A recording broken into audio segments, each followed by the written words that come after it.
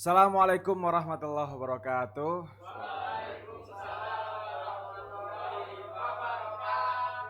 Oke, luar biasa meriah ya sepertinya. Gak hanya kita berdua. Oke teman-teman sekalian, kembali lagi di channel YouTube PWPM Jawa Timur di Pokari Podcast Ramadan Madani. Baik, kali ini tepatnya di pembahasan yang keempat kalinya. Teman-teman juga sebelum menonton video ini itu bisa menonton di Pokari-Pokari sebelumnya. Kita banyak membahas di situ tentang kesadaran majemuk, kemudian bagaimana tips pola hidup yang sehat untuk menjalankan kegiatan di bulan Ramadan ini begitu. Nah, oleh karena itu teman-teman bisa langsung cek channel YouTube PWPM Jawa Timur dan jangan lupa untuk tekan tombol like, subscribe dan tentunya juga tunggu notifikasi yang akan update terus begitu.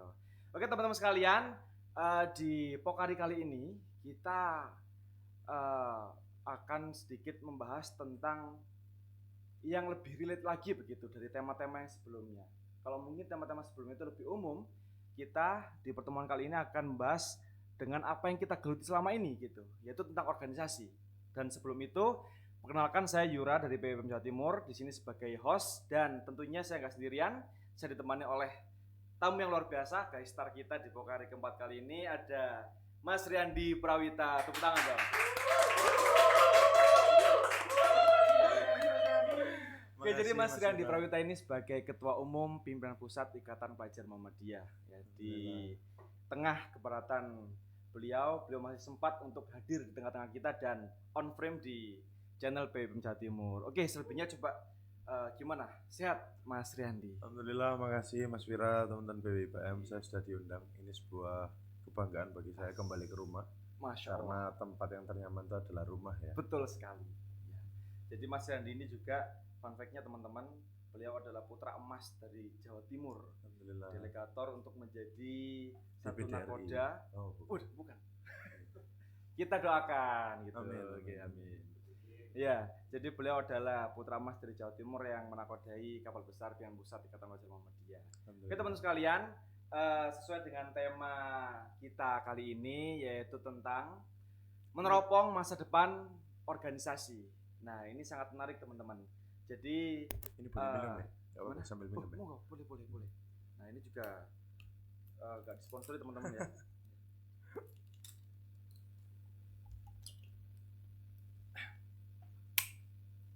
Lanjut. Oke teman-teman, jadi ini menjadi tema yang menarik bagi kita begitu ya. Kalau kita berbicara tentang bagaimana kita melihat jauh masa depan organisasi kita, organisasi teman-teman, itu rasa-rasanya kita sedikit kabur gitu, sedikit abu-abu karena kadangkali kita hanya memikirkan konsep saat ini dan konsep masa lalu begitu. Bahkan ada ungkapan ya organisasi selama ini tuh hanya yang ada tuh hanya meromantisme masa lalu begitu.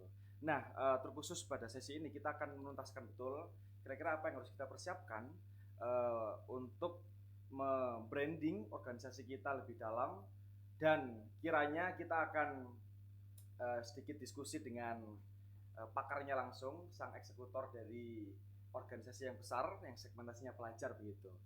Oke Mas Riyandi, jadi sebelum kita membahas tema yang cukup rumit ini, saya ingin tahu definisi dari organisasi kalau diungkapkan oleh seorang Riyandi Prawita seperti apa begitu? Iya. Kalau bagi saya secara pribadi, memang saya ini sudah hampir hidup di dunia ini kan sudah mau 25 tahun ya. Tapi hampir 10 tahun terakhir itu di organisasi dan itu di Ikatan Pelajar Muhammadiyah. Mungkin di tahun-tahun ini masuk ke tahun 11 dan memang kalau bisa diartikan itu ya memang organisasi terutama IPM ini ya love of my life ya. Ini merupakan cinta saya di organisasi, bagaimana saya ini bisa meluapkan bahagia, bisa meluapkan semua hal-hal yang saya keluh kesahkan itu di organisasi sebetulnya.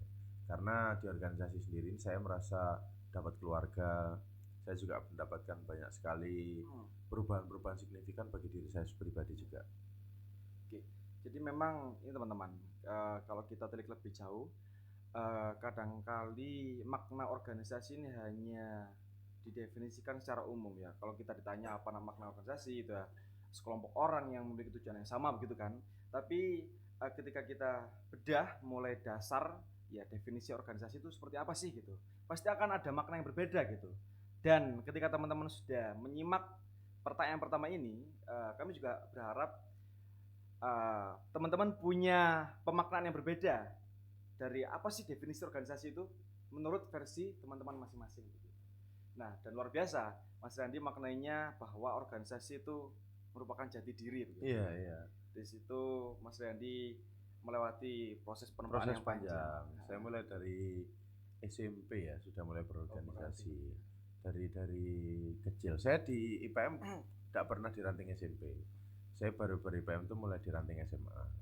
Di SMA Muhammadiyah 2 Surabaya. Untuk teman-teman yang mau daftar sekolah bisa ya. Di SMA Muhammadiyah 2 Surabaya. Bisa. Oke, jadi itu teman-teman ya, kita harus memahami betul bagaimana definisi organisasi begitu. Dan setelah itu yang menjadi pokok dasar juga dari sebuah organisasi ya, dari beberapa literasi yang saya baca, itu ternyata pemimpin dan kepemimpinan itu sangat berpengaruh signifikan. Iya, betul. Iya. Jadi bagaimana organisasi sukses atau tidak dilihat bagaimana pemimpin itu berpengaruh atau tidak, pemimpin itu terjun langsung atau tidak begitu. Betul. Nah, dari seorang Randy Prawita, apa sih makna tersendiri dari pemimpin dan kepemimpinan? Dan kepemimpinan kan juga banyak ya, apa namanya? Iya, jenis-jenisnya jenis-jenisnya begitu. Iya. Saya sangat sepakat dengan statement yang disampaikan sama Mas Yura ya, bahwa memang di organisasi ada bermacam-macam. Bahkan kita di dalam sebuah sistem kepemimpinan itu ada berbagai macam teknik kepemimpinan. Mungkin ada yang pernah kita dengar, mungkin ada yang namanya otoriter ya. Bagaimana kita bersikap total dan terhadap satu orang, dan itu semuanya keputusan-keputusan berpengaruh terhadap keputusan orang tersebut. Ada juga yang kita mengenal namanya tipikal kepemimpinan yang egaliter, di mana tidak ada kasta dan hierarki tertentu, yang memang itu dilaksanakan bagaikan keluarga ya, bagaikan langit di sore hari. Bagaimana organisasi itu menjadi bagian dari hidup sehari-hari. Lalu ada juga yang bisa kita ketahui, mungkin tipikal kepemimpinan yang kolektif kolegial seperti yang ada di IPM. Jadi masih ada hierarkis, tetapi dikerjakan bersama-sama, dikerjakan sebagaimana mestinya, dikerjakan sebagaimana tupoksi yang adil dan juga proporsional. Ada juga tipikal kepemimpinan yang mungkin ini terhadap satu orang itu mungkin bisa terhadap orang masing-masing ya. Ada yang karismatik, kepemimpinan yang karismatik. Bagaimana mengundangkan branding figuritas satu orang, popularitas untuk meningkatkan engagementnya ya. Lalu ada juga tipikal kepemimpinan yang paternalistik misalnya. Itu sikapnya mungkin kebapaan atau menjadi orang tua terhadap anggota-anggota yang diayomi. Bagaimana mungkin kita bisa menjadi orang yang menaungi orang lain itu karena akan sebuah hal yang menjadi dasar bahwa kita ini adalah seorang pimpinan, kita adalah seorang uswatun hasanah, kita adalah seorang yang dipanuti, dan itu kita menjadi contoh. Dan ketika anak-anak ataupun anggotanya berbuat salah, beliau merasa itu adalah kesalahan di dirinya secara pribadi. Padahal itu tidak murni kesalahan secara pribadi, karena organisasi ini kan ada berbagai macam kepala, ada berbagai macam orang-orang yang ada di dalamnya, dan itu tidak mudah dalam kita mengkontrol. Itulah kenapa IPM itu mengambil tipikal kepemimpinan yang kolektif kolegial, bahwa IPM ini hadir bukan dalam rangka membranding satu orang. IPM ini bukan hadir dalam rangka untuk kita itu memperlihatkan show of force terhadap jumlah anggota ataupun jumlah pimpinan yang ada, tapi IPM ini hadir untuk semuanya, eksklusif, tidak hanya di internal IPM, tidak hanya di pimpinan saja, tidak hanya di jenjang kader, bahkan penerima manfaat itu sudah harus terasa sampai keluar. Bahkan mungkin di beberapa titik di Indonesia yang tidak bisa disebutkan satu persatu karena banyak yang sudah dilakukan oleh IPM daerah dan juga wilayah bahkan cabang ataupun ranting-ranting yang maju, itu adalah IPM ini berdampak sampai kepada anak-anak yang termarginalkan oleh keadaan. Mungkin IPM tidak mungkin pihak pemerintah tidak bisa menjangkau semuanya karena mungkin IPM tidak bisa menjangkau semuanya karena mungkin pemerintah tidak bisa menjangkau semuanya karena mungkin jumlah masyarakat yang tinggi. Itulah kenapa IPM ini perlu berkolaborasi dengan segala stakeholder. Itu juga nanti akan sangat panjang kita bahas tentang tema. Nah, maka berbicara tentang kolektif kolegial ini sangat menarik sebetulnya. Karena memang kolektif kolegial ini kalau menurut saya adalah hal yang paling terbaik di tengah posisi juga mungkin egaliter juga baik ya. Tapi terkadang egaliter itu terkesan menumbuhkan tidak adanya orang yang dipanuti, tidak adanya orang yang dihargai secara keilmuan, tidak ada orang yang dihargai secara kepemimpinan, tidak ada orang yang dihargai secara hierarkis. Nah, itu pun tidak baik juga dalam bentuk organisasi karena mungkin dalam teori-teori demokrasi itu juga ada ya. Itu bisa dibaca nanti, kita bisa cari literaturnya. Tapi yang paling terpenting lagi yang mungkin sekarang ini lagi ngetren ataupun bahkan sekarang ini lagi sedang naik daun, itu sebetulnya adalah kita politik jenaka. Ini bukan tipikal kepemimpinan, ini bukan tipikal organisasi, tapi ini lebih kepada tipikal bagaimana kita ini dalam rangka untuk menghegemoni orang lain terhadap kebijakan-kebijakan di organisasi. Salah satunya adalah bagaimana kita ini menghegemoni orang melalui bercandaan dan guyonan kita itu tadi. Bahkan terkadang mungkin dalam organisasi yang maju dan baik serta green flag ya, yang tidak red flag, misalnya organisasi yang red flag itu adalah organisasi yang kalian semua harus bekerja untuk organisasi, kita di sini harus jual risol, kita di sini harus dana usaha, kita harus danusan. Itu juga banyak. Itu bukan berarti red flag secara makna yang buruk, enggak. Tapi red flagnya adalah kenapa kita orang-orang yang sudah berada dalam organisasi ini masih harus lagi memikirkan, bahkan tidak memikirkan diri sendiri. Kita lebih kepada memikirkan orang lain. Nah, ini juga tidak baik. Itulah kenapa Muhammadiyah itu selalu memikirkan sistem yang baik. Itulah kenapa IPM juga mengikuti hal yang sama. IPM dari tahun 2014 hingga tahun 2024 sudah memiliki rencana strategis jangka panjang, di mana ketika paradigma pelajar berkemajuan ini sudah hadir ketika ditetapkan di Muktamar 2014 di Jakarta, ini merupakan hal yang sangat baik karena persiapan dari tahun 2010 hingga tahun 2024 di mana terwujudnya masyarakat ilmu ini merupakan hal yang sangat baik. Nah, di sana masuklah banyak sekali masukan, masuklah banyak sekali kritikan-kritikan di internal organisasi dan itu melalui proses-proses politik yang sangat luar biasa. Salah satunya adalah melalui politik jenaka tadi. Bagaimana kita bisa menghegemoni wilayah, provinsi, daerah yang lain untuk mengikuti saran dan masukan yang kita berikan melalui bercandaan-bercandaan, baik itu sarkas, ya kan, baik bercandaan-bercandaan yang satir, itu kan macam-macam. Tapi itu kan dibuat bercanda karena memang dewasa ini memang kita melihat bahwa banyak sekali orang-orang ini yang sudah jenuh dengan rutinitas. Rutinitas. Nah, maka IPM ini harus upscaling lagi. IPM ini harus lebih naik lagi. Bagaimana kita bisa meneropong masa depan organisasi yang lebih baik. Kira-kira kayak gitu, Mas Yura. Oke. Menarik ya untuk ini politik jenaka gitu ya, Mas Randy ya. Terkadang kita juga ketika menyampaikan sesuatu dengan serius, ya itu banyak kemudian yang menganggap orang bercandaan gitu. Betul. Tapi yang ketika akhirnya kita menyampaikan atau melakukan hal yang itu mungkin sifatnya bercanda, mungkin sebagian orang akan menanggapinya dengan serius. Betul. Itulah kenapa terutama saya juga di PPIPM kali ini itu kita rata-rata hampir sebagian besar, hampir mungkin 60-70% itu keputusan-keputusan di organisasi itu kita ambil dengan kepala dingin. Meskipun terkadang pasti ada lah ketika momen-momen organisasi terutama di PPIPM ini mengalami masa-masa suntuk, mengalami masa-masa jenuh. Itu hal yang sangat wajar. Karena jangankan di organisasi, dalam hubungan aja kan harus seperti itu ya Mas Yura ya. Dalam hubungan saja kita mengalami masa-masa emas, masa-masa di mana kita itu merasa bahagia. Tapi ada juga masa di mana kita itu memang bertengkar tiap hari. Kita juga dalam satu hubungan itu kita mungkin tiap hari berdebat akan hal yang sama. Hal yang sama terulang. Itu sama juga di organisasi sebetulnya. Jadi sebetulnya berorganisasi ini adalah hal yang sangat-sangat keseharian kita dan itu kita tidak merasa karena kita sudah merupakan jati diri kita. Itu yang tadi saya sampaikan kenapa itu merupakan love of my life saya. Itulah kenapa saya merasa seharian saya itu bertemu dengan teman-teman itu merasa sangat bahagia. saya kayak recharge energinya ya ketemu teman-teman, ketemu sama halnya dengan saya ketika kalau tadi Mas Yura nyampaikan saya tiap hari jadwalnya sibuk, saya ada agenda, ya mungkin memang betul. Tapi bagi saya ketika terbang ke provinsi, ketika berangkat naik kereta ke provinsi lain, berangkat naik misalnya armada transportasi darat ke provinsi lain, mulai dari kantor Jogja maupun kantor Jakarta, saya sangat bangga dan senang ketika berjumpa dengan kader-kader. Semuanya, dimanapun itu. Saya sangat merasa bangga ketika melihat perkembangan kader. Saya hari ini yang paling jauh mungkin sudah di Aceh dan di Papua Barat, yang paling jauh. Paling utara memang sudah di Kalimantan Utara. Mungkin paling selatan ada di Jogja ya mungkin ya.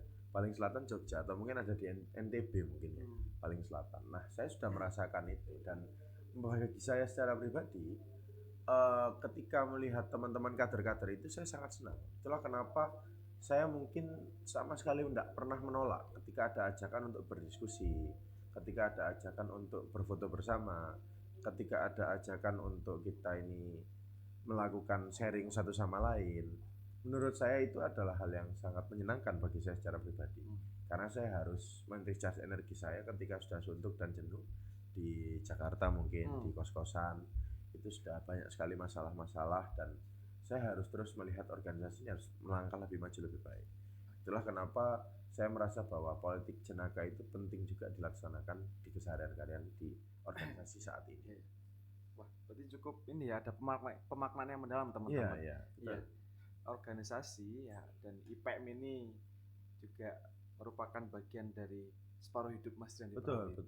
Hampir seharian saya, hampir 75% keseharian saya ini ada di organisasi. Mungkin 25 sebagiannya, mungkin 20% itu ada di teman-teman saya yang mungkin ya dekat-dekat circle saya. Tapi mungkin 5% lainnya mungkin ada di keluarga dan orang-orang lainnya. Meskipun keluarga tetap menjadi yang utama. Saya ini punya fun fact Mas Yura. Saya akan batalkan semua jadwal IPM saya kalau saya sudah ada jadwal keluarga. Semua jadwal apapun akan saya batalkan, termasuk jadwal ber-IPM, jadwal saya bertemu dengan teman-teman, jadwal yang dirasa mendadak dan penting itu juga tetap saya cancel ketika saya sudah ada jadwal dengan keluarga. Karena bagi saya secara pribadi, saya berangkat bisa bertumbuh dan berada di posisi ini itu karena dukungan orang tua. Makanya kenapa saya waktu pelantikan, saya juga nyampaikan di pelantikan, orang tua saya hadir, papa mama saya hadir waktu ketika pelantikan dan itu merupakan energi yang sangat kuat bagi saya. Ketika saya juga kadang-kadang mungkin sedih di kos sendiri, kangen orang tua, ya homesick lah ya. Saya juga kan kadang-kadang kangen makan di rumah karena kan bisa nambah, ya kan. Kalau di luar kan mungkin kita ya makan sesuai dengan porsinya, tapi kalau di rumah itu kan bagaimana kita ini ya sangat-sangat nyaman lah ya. Nah, rumah saya yang pertama mungkin memang ada di rumah di Rungkut Asri Timur itu ya. Tapi kalau mungkin bagi saya rumah kedua saya ini adalah Ikatan Pelajar Muhammadiyah hari ini ya. Hari ini di Ikatan Pelajar Muhammadiyah. Tapi mungkin ketika video ini diputar-putar ulang mungkin 5-10 tahun ke depan, orang mungkin akan menyampaikan, oh Mas Rian nggak bisa move on. Mas Rian ini gamon, gagal move on. Mungkin tidak mau pindah dari IPM, cinta mati dengan IPM, tidak. Ya memang karena ini adalah kewajiban kita. Kita berkhidmat dalam Ikatan Pelajar Muhammadiyah itu adalah hal yang wajib menurut saya. Dan ini adalah salah satu masa depan organisasi yang kita cita-citakan juga secara pribadi. Ketika banyaknya kepala-kepala yang ada, ini kita maksimalkan untuk kita supaya bisa memberikan yang terbaik bagi ikatan kita. Kira-kira kayak gitu. Luar biasa. Jadi ini ya, apa namanya, diskusi kita kali ini agak deep gitu. Iya, agak deep. Ini buat fun fact ya teman-teman, FYI aja. Ini diambil subuh-subuh ya. Jadi ini lagi momen-momen dimana kita ini ya begitulah, jam-jam rawan lah ya. Repostan TikToknya yang lagu-lagunya udah mulai galau ya. Tapi jangan pernah percaya sama repostan TikTok lah ya. Karena belum tentu yang repostan TikToknya galau itu galau ya. Kira-kira kayak gitu. Keseharian kan memang seperti itu ya. Ini semua adalah dramaturgi aja sih, panggung belakang. Oke Mas Dani, selain daripada soal kepemimpinan, saya coba di sini membagi dua aspek yang perlu kita kupas lagi. Siap. Pertama soal IPM sebagai organisasi dan pengurus IPM sebagai masyarakat terpelajar gitu Mas. Kira-kira dalam rangka kita kan mempunyai induk perserikatan gitu Mas. Iya, iya. dan memiliki PR gimana caranya pimpinan-pimpinan itu bisa menguatkan ideologi, Betul. nilai dan integritasnya. Doktrin. Nah, doktrinasi itu. IPM sebagai organisasi dan pengurus IPM sebagai masyarakat pelajar, apa hal yang harus dilakukan, Mas, dalam menguatkan ideologi, nilai-nilai dan integritas itu kira-kira? Ya, ini sangat bagus sekali pertanyaannya. Ketika nanti akan ada pertanyaan, loh Mas Dandi, kenapa kita itu masih berdoktrinasi di luar perkaderan formal? Doktrinasi, Doktrinasi, ya betul, doktrinasi. Jadi memang doktrin itu kan adalah penanaman ya. Doktrin itu adalah penanaman, dan doktrinasi itu bukanlah sebuah kalimat ataupun kata-kata yang buruk sebetulnya. Terkadang penggunaan kata doktrinasi itu dianggap sebagai penggunaan kata yang buruk, padahal ternyata memang menurut KBBI seperti itu doktrinasi. Dan dalam doktrin-doktrin kita itu di Ikatan Pelajar Muhammadiyah, memang sebagian besar doktrin itu hadir memang karena by storytelling. Sama halnya dengan kisah-kisah Nabi ya, kisah-kisah Nabi. Kisah-kisah Nabi itu turun-temurun diceritakan karena by storytelling, oleh cerita-cerita. Nah, itulah kenapa doktrin itu juga penting. Itulah kenapa organisasi itu salah satu skill utama yang dibangun adalah soft skillnya itu adalah public speaking. Ya kan, public speaking. Nah, kita dalam rangka membentuk public speaking, dalam rangka membentuk pelajar-pelajar yang hebat, membentuk pelajar-pelajar insan, pelajar berkemajuan, itu sebetulnya dalam rangka mewujudkan undang-undang dasar juga yang termaktub di aliannya berapa ya, saya lupa ya, yang dimana memang tujuan kita adalah mencerdaskan kehidupan bangsa.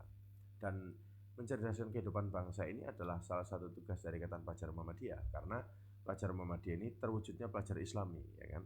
Dalam ADRT juga disampaikan seperti itu. Nah, dalam konteks kita ber-IPM, dalam konteks kita melihat konteks bagaimana aspek antara pelajar yang terpelajar dan doktrinnya seperti apa, itu tidak bisa dipisahkan dari sebuah satu kesatuan, di mana ini yang ada dalam sistem perkaderan ikatan. Di sana semuanya sudah diatur, di mana mulai dari kita pelaksanaan di Taruna Melati 1, Taruna Melati 2, Taruna Melati 3, Taruna Melati Utama.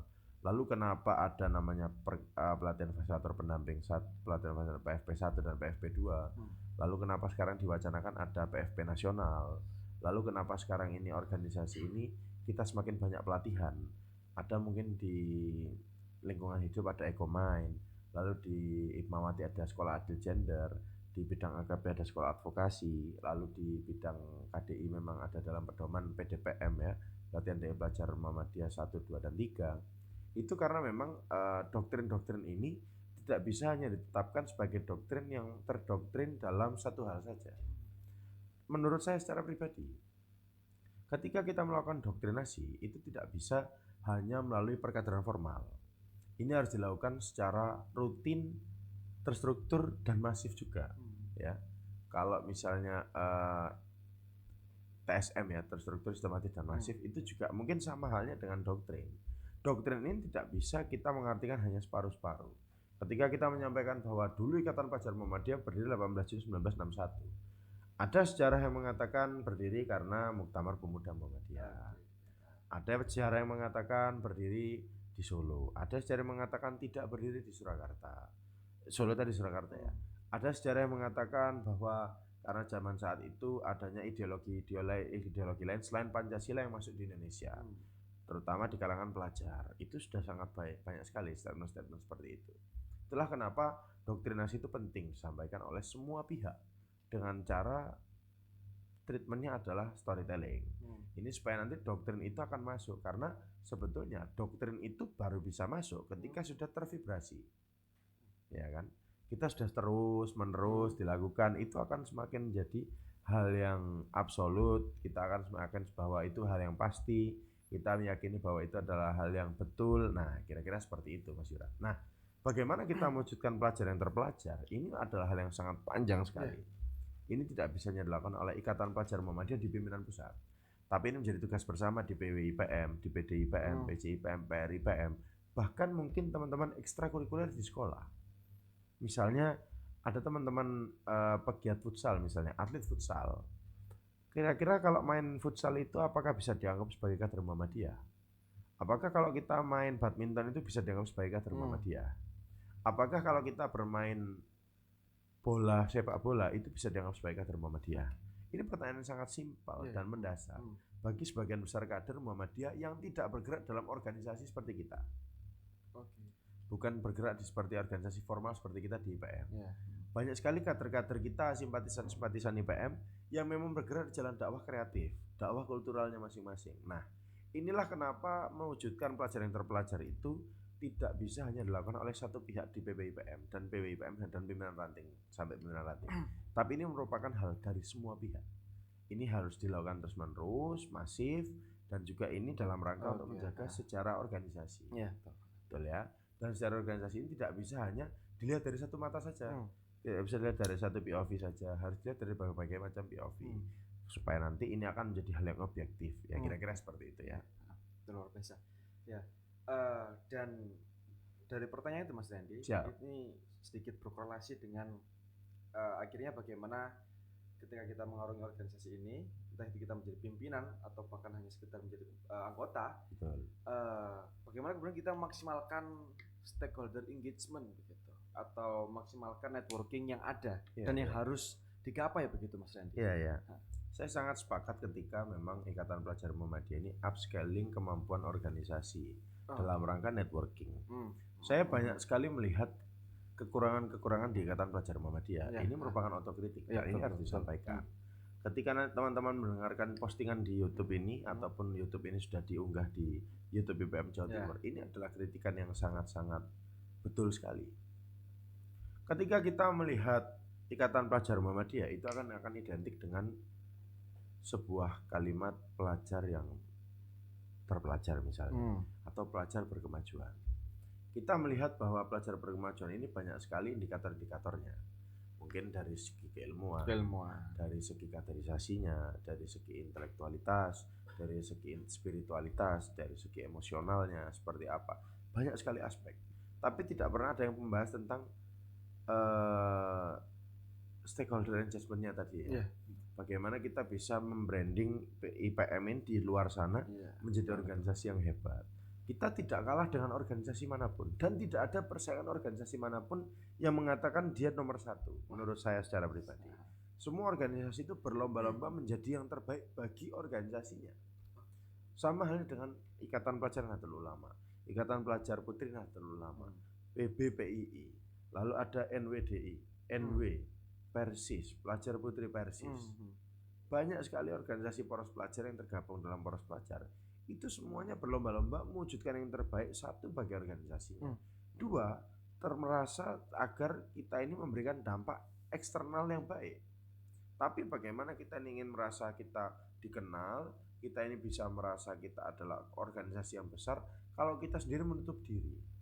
Terkadang kritikan di Muhammadiyah ataupun di Ikatan Pelajar Muhammadiyah itu adalah kita selalu memberikan rutinitas yang sama terhadap orang yang sama.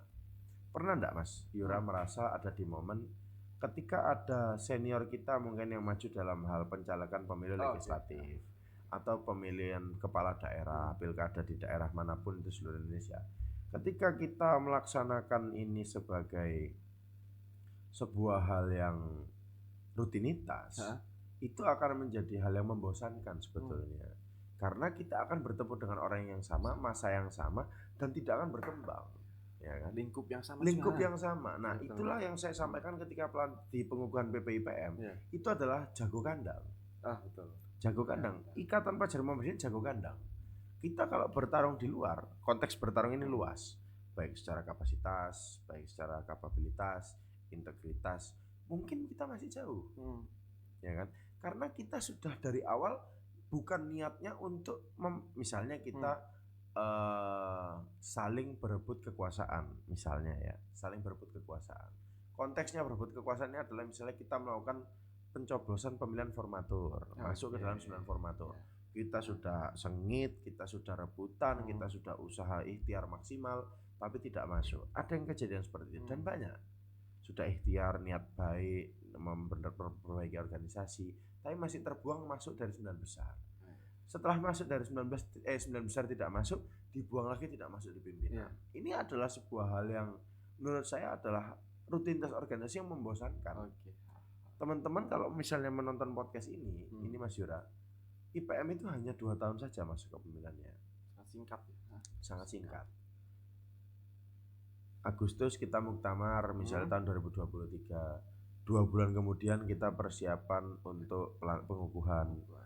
Dari rentang waktu 2 bulan ke Desember, 3 bulan menuju Desember, dari bulan 10 hingga bulan 12, 2 bulan 3 bulan, itu kita full melaksanakan musyawarah wilayah 34 provinsi. Maksimal Februari kemarin. Masih ada beberapa 1-2 yang memang perlu pendekatan secara persuasif. Tapi kita akan kembali dengan rutinitas yang sama. Kita bertemu dengan hal yang sama, kita bertemu dengan orangnya itu saja, dan kita tidak berkembang. Karena kita sudah dari awal rebutannya di internal. Bayangkan kalau kader-kader hebat-hebat kita itu kita usung untuk kita diasporakan di luar, itu menurut saya akan lebih hebat. Nah, itulah kenapa saya tidak pernah menutup diri dengan pihak manapun. Kami di BPIPM di periode ini, kami bisa akses ke beberapa kementerian misalnya. Kami bisa akses ke beberapa lembaga setara kementerian di tingkat pusat. Kami pun misalnya bisa membantu akses teman-teman ke beberapa misalnya stakeholder terkait untuk beasiswa misalnya. Ini kan merupakan hal yang sangat baik kalau dipergunakan dengan sebagaimana mestinya dan mencari yang paling banyak manfaatnya. Nah, itulah kita tidak boleh menutup diri dari siapapun. Kalau ketika kita menutup diri dari siapapun, yang terjadi adalah kita ini jago kandang dan kita merasa besar. Padahal yang menjadi masalahnya adalah ketika kita sudah merasa besar, organisasi itu adalah langkah awal di mana kita akan jatuh dalam-dalamnya. Organisasi tidak boleh kita merasa sudah besar. Nah, ini adalah teropong masa depan organisasi yang saya maksud, Mas Yura. Ketika kita berbicara tentang organisasi masa depan yang baik, itu adalah salah satu faktor utamanya adalah stakeholder engagement-nya tadi.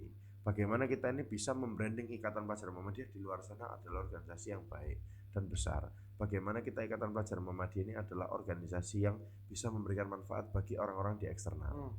Kita adalah organisasi yang bisa memberikan dampak manfaat bagi pelajar bukan hanya Muhammadiyah, tapi di seluruh sekolah, baik di SD negeri, MI misalnya, MI negeri atau misalnya MTS negeri ataupun madrasah aliyah negeri ataupun SMP swasta Islam misalnya. Kalaupun memang nanti kita lebih inklusif lagi, mungkin kita akan masuk terhadap keputusan-keputusan yang nanti akan bersinggungan langsung dengan teman-teman yang berbeda pandangan, yang baik secara kepemahaman Islamnya ataupun mungkin berbeda agamanya. Ini merupakan hal yang sangat baik ketika IPM sudah bisa melangkah jauh ke sana. Dan menurut saya ini tugas yang sangat berat di IPM. Karena saya lihat kalau kita berbicara tentang soliditas, IPM ini merupakan hal yang sangat menarik adalah kita sangat solid mulai dari pimpinan pusat dan pimpinan ranting. Kita akan membesarkan organisasi ini menjadi organisasi yang sangat besar melalui basis massa yang banyak, jutaan.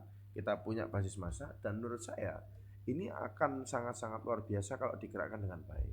Tapi terkadang kita tidak bisa menerima realita bahwa semisal ada hal-hal yang tidak bisa kita kompromikan terkait dengan mungkin beberapa konteksnya pelajar-pelajar yang termarginalkan tidak mau kita urus.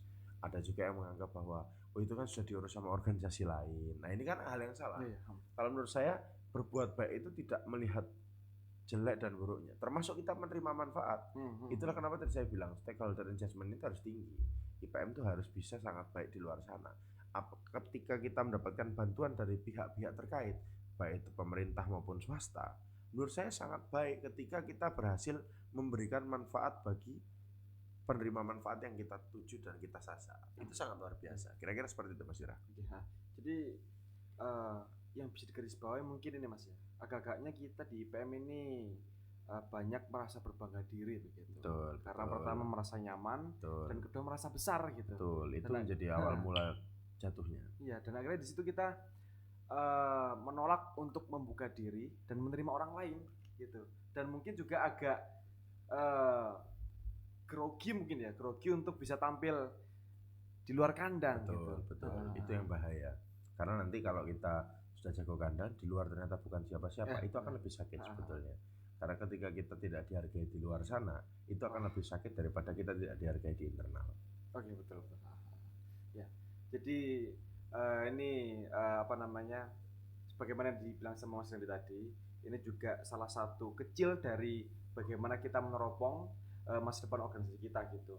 Dan kalau bisa saya analogikan teman-teman, 4 poin yang telah kita bahas dan kupas tadi itu merupakan pecahan-pecahan dari teropong itu. Betul. Dan ketika kita mendapatkan semuanya, kita satukan menjadi satu teropong dan terbentuk menjadi teropong. Nah, disitulah kita bisa menjadikan alat teropong itu sebagai melihat kira-kira apa saja yang kita persiapkan dan harus kita butuhkan begitu untuk menelaah masa depan organisasi kita. Nah, dan ini mungkin juga dalam rangka ini Mas Randy ya, bagaimana kemudian IPM ini bisa menyesuaikan, adaptif, transformatif dalam era disrupsi ini begitu.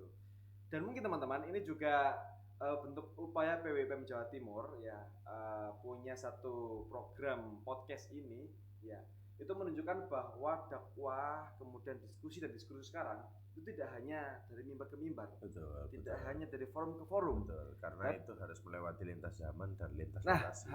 Betul. Ya, jadi hanya perlu kita duduk, kita undang tamu kita, kemudian kita record video dan kita sebarluaskan. Itu sudah menjadi nilai dakwah yang mungkin gitu lebih besar dari segi nilainya gitu. Betul. Nah, kira-kira itu Mas Randy dalam diskusi kita kali ini. Mungkin yang terakhir closing statement dari tema yang telah kita bahas ini Mas Randy. Kira-kira meneropong masa depan organisasi itu satu jawaban konkret dan konklusinya itu apa Mas? Iya. Kalau saya secara pribadi ini terkait dengan meneropong masa depan organisasi, satu buku yang perlu kita jadikan acuan itu adalah kalau menurut saya The Great Shifting ya. Bagaimana punya Profesor Ghazali ya. Bagaimana kita melihat kita melakukan shifting organisasi, shifting kehidupan, achievement apapun itu kita shifting semuanya, kita upscaling naik, harus lebih baik. Ini karena memang ketika kita tahun 2019 ataupun tahun 2020 sebelum adanya COVID-19 itu tidak pernah ada satu orang pun yang berpikir tentang bagaimana kita bisa berkolaborasi kegiatan antara PWIPM di Aceh sampai Papua dan 34 provinsi yang ada itu melalui satu teknologi bernama Zoom Meeting atau Google Meet. Tidak ada yang pernah terpikir. Semuanya terpikir akan bertemu 2 tahun sekali pada saat perhelatan muktamar ataupun kumpul akbar IPM ya. Kira-kira seperti itu. Nah, yang kedua, buku yang perlu lagi dibaca itu adalah tentang The Death of the Expertise ya. Matinya kepakaran. Menurut saya ini kenapa harus dibaca? Tadi saya sempat menyinggung tentang fokus kita terhadap minat dan bakat dan kenapa kok semuanya itu ada pelatihan di masing-masing bidang. Karena nanti ke depannya 10 hingga 15 tahun mendatang, saya secara pribadi menganggap bahwa Ikatan Pelajar Muhammadiyah ini akan semakin banyak sekali bidangnya. Karena apa? Satu Mas Yura, bidangnya anak-anak itu nanti tidak akan tersekat oleh hal-hal tertentu saja. Misalnya bidang olahraga ataupun kemarin bidang olahraga sudah dipecah antara seni budaya dan ASBUD menjadi seni budaya dan PPK, pengembangan prestasi olahraga. Lalu bagaimana dengan PKK misalnya? Apakah ini akan menjadi bidang yang fokus terhadap ekonomi ataukah mungkin empowermentnya, bagaimana pemberdayaannya terhadap teman-teman pelajar yang sudah memiliki usaha, ataukah misalnya di bidang advokasi dan kebijakan publik? Apakah AKP ini akan berfokus terhadap advokasi kesejahteraan ataukah advokasi teman-teman bagaimana yang belum mendapatkan akses pendidikan, ataukah mungkin advokasi terhadap kegiatan-kegiatan yang berunsur bau politik saja. Nah itu kan harus kita maksimalkan terhadap kepakaran kita, karena suatu saat semua orang yang nanti punya pakar tertentu itu nanti akan jadi orang-orang hebat. Itulah kenapa profesor-profesor itu dianggap purna secara intelektualitas, karena memang beliau itu sudah purna dalam konteks mereka memahami hal-hal yang dibahas. Itulah kenapa rata-rata profesor-profesor itu sangat pintar-pintar, baik dari segi logikanya, baik dari segi pengambilan keputusan itu sangat-sangat cantik dan ciamik ya menurut saya. Nah, harapannya teman-teman semuanya meneropong masa depan organisasi yang baik ini itu adalah perbanyak otokritik di internal. Perbanyak otokritik di internal. Bagaimana kita bisa mengkritik, dan syaratnya dan wadahnya itu adalah ketika pada saat pelaksanaan pleno pimpinan misalnya. Itu mungkin kita pleno pimpinan. Lalu juga bisa jadi kita menerapkan menerima masukan dari story ataupun dari komen-komen di Instagram. Itu sangat-sangat luar biasa menurut saya kalau itu bisa kita wujudkan. Nah, karena apa? Kalau nanti kita hanya terbatas oleh waktu, kita terbatas oleh lokasi, kita terbatas oleh platform-platform tertentu, itu menurut saya organisasi akan semakin turun dan jatuh. Bahkan mungkin belum tentu Ikatan Pelajar Muhammadiyah ini 1 abad lagi masih ada.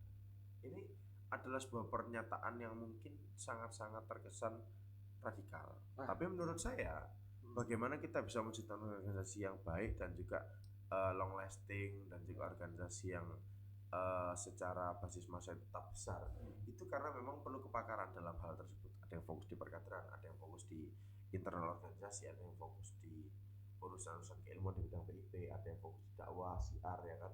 Itu ada di sana semua, dan menurut saya ini adalah hal yang harus dipelajari seluruh kader.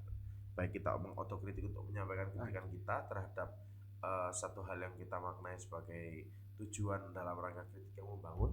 Kalaupun memang mungkin kecapean, wajar kalau ketiduran. Tapi menurut saya tidak ada alasan apapun ketika kita itu berhenti untuk mengkritik diri kita sendiri dalam rangka kita menuju hal yang lebih baik. Itu menurut saya sangat-sangat perlu ditekankan terhadap seluruh kader-kader Ikatan Pelajar Muhammadiyah. Mudah-mudahan sukses semuanya, Mas Yura. Teman-teman buat dari PM mulai dari Aceh sampai Papua, mulai dari Pulau Miangas sampai Pulau Rote, menurut saya itu sangat-sangat luar biasa. Teman-teman silakan terus berjuang. Kalau misalnya mungkin nanti memang ada hal-hal yang perlu diketahui PPIPM nanti akan sangat-sangat terbuka. Baik saya secara pribadi, Mas Sekjen, Mas Bendung, itu bisa sangat-sangat mudah sekali untuk diakses melalui direct message di Instagram ataupun misalnya langsung di WhatsApp di nomor saya secara pribadi. Itu sangat-sangat luar biasa, dan menurut saya ini haruslah kita jaga tradisi-tradisi keilmuan. Kita mempertanyakan sebuah hal-hal yang menjadi keluh kesah kita, itu adalah contoh pelajar-pelajar yang terpelajar tadi. Dan itu adalah masa depan organisasi yang insya Allah akan terjamin ketika kita sudah bisa kritik dan juga kritis terhadap diri internal pemerintah. Ketika kita mungkin ada punya teman pemerintahan, tapi kita sungkan. Nah itu menurut saya jiwa-jiwa punya orang tua harus dikurangi. Saya. Nah itu juga berlaku di Ikatan Pelajar Muhammadiyah, karena memang di IPM dan di Muhammadiyah tidak mengenal hal-hal yang bersifat feodal ya. Kita dikasih terus kita turun temurun ataupun mungkin hal tersebutnya. Menurut saya ini sangat-sangat perlu untuk kita bahas menjadi bahasan yang sangat ceria terhadap masa depan organisasi yang lebih baik. Kira-kira seperti itu ya Mas Yura. Oke, luar biasa teman-teman sekalian, kita beri tepuk tangan sekali lagi. Jadi harapan kecil dari ketum kita Mas Randy Prawita ini teman-teman sekalian sangat singkat, padat, dan penuh semangat teman-teman. Jangan akhirnya teman-teman ini merasa berbangga diri, merasa nyaman, dan jangan lupa otokritik terhadap organisasi yang kita cintai ini. Begitu. Dan kemudian juga perubahan ini merupakan sebuah keniscayaan teman-teman sekalian. Ya, kita jangan sampai hanya pasrah dan mengikuti sesuai alurnya begitu. Ya. Kalau mungkin memang kita tidak bisa merubah keadaan anginnya gitu ya, tapi setidaknya kita bisa menyesuaikan layarnya gitu. Untuk bisa terus melaju kapalnya gitu Mas Randy. Ya, gitu. Jadi sebetulnya teman-teman sekalian, untuk bisa mengarungi era yang dinamis, disrupsi, dan perubahan yang signifikan ini, setidaknya 4 poin itu yang perlu teman-teman kaji, perlu teman-teman di pimpinan ranting cabang daerah atau sampai wilayah itu diskusikan lebih dalam begitu. Oke, Pokari podcast Ramadan Madani bisa kita akhiri sekarang. Terima kasih teman-teman yang sudah mengikuti sampai akhir. Saya Yudhistira Ananta sebagai host pamit undur diri, dan kita ucapkan terima kasih yang sebesar-besarnya kepada Mas Randy Prawita telah hadir Mas Yura kita di Jawa Timur. Semoga ini bukan pertama dan terakhir kalinya Mas Randy bisa konten di YouTube PWPM Jawa Timur. Kiranya itu teman-teman sekalian, terima kasih atas perhatiannya. Sekian dari saya. Nun welcome turun, nun demikian dan teruskannya. Wassalamualaikum warahmatullahi wabarakatuh. Waalaikumsalam. Mas Randy. Turun Mas Yura. Sehat-sehat buat IPM Jawa Timur. Sampun.